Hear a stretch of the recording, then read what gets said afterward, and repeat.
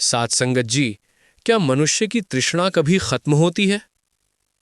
ये साखी राजा रघु और एक तृष्णालु ब्राह्मण की है, जिसने दान के नाम पर रानी और पूरा राज्य भी ले लिया, पर फिर भी उसका मन नहीं भरा। पर आगे जो हुआ वो सोच से भी परे था। अमर फल मिलने के बावजूद उस तृष्णालु ब्राह्मण की सोच में खोट थी, और आखिरकार उसकी लालच ही उसकी मृत्यु का कारण बनी। आखिर उसकी मृत्यु कैसे हुई, ये देखने वाली बात है। साथ संगत जी, राजा रघु को बहुत बड़ा दानी सुनकर एक तृष्णालु ब्राह्मण उनके पास दान लेने के लिए गया। उस दिन राजा किसी काम से बाहर गए हुए थे और रानी दान कर रही थी।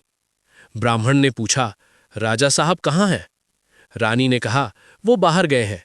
जो दान लेना है मांगो, मैं दे दूंगी। ब्राह्मण बोला, मैं तो रानी जी आपको ही दान में लेना चाहता हूं। रानी ने कहा, यह मेरे बस की बात नहीं, मेरा दान तो राजा ही कर सकते हैं। ब्राह्मण वापस चला गया और दूसरे दिन आकर राजा रघु से रानी का दान मांग लिया। राजा ने रानी को दान कर दिया। फिर ब्राह्मण बोला, इसे बैठाऊंगा कहां? राजा ने महल दे दिया। खिलाऊंगा क्या? राजा ने खजाने दे दिए। रक्षा कौन करेगा? राजा ने सेना दे दी। सेना का खर्च? राजा ने पूरा देश भी दे दिया। इस तरह तृष्णालु ब्राह्मण ने पूरा राज्य ले लिया। राजा के मन में वैराग्य था। बुढ़ापे को देखकर वो वन में तप करने चले गए। एक दिन वन में तप करते हुए उन्हें धर्मात्मा जानकर नारद जी मिलने आए।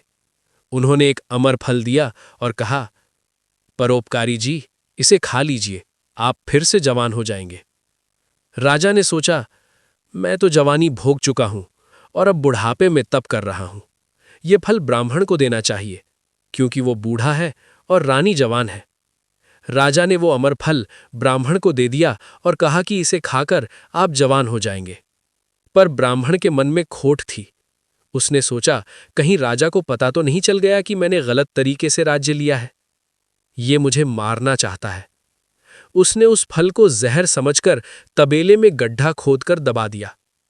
एक दिन रानी ने अपनी बूढ़ी दासी को डांट दिया। दुखी होकर वो मरने के लिए उस फल को जहर समझकर निकालकर खा गई। लेकिन वो जवान हो गई। ब्राह्मण ने कारण पूछा। तब उसे पता चला कि वो तो अमर फल था। वो बहुत दुखी हुआ, पश्चाताप करने लगा। फिर वो दूसरा फल लेने राजा रघु के पास गया। राजा रघु ने कहा, मेरे पास तो और अमर फल नहीं है, मुझे तो नारद जी ने दिया था। नारद जी के पास गए। नारद जी बोले, मैंने तो शिवजी से लाया था।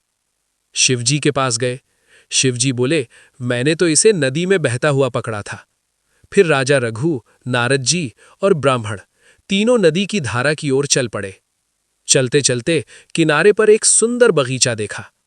उस पर लिखा था, राजा रघु ने एक अमर फल दान दिया, उसके बदले उन्हें अमर फलों का बगीचा मिलेगा, और राज्य दान के बदले वैकुंठ के सुंदर महल और स्वर्ग का राज्य मिलेगा।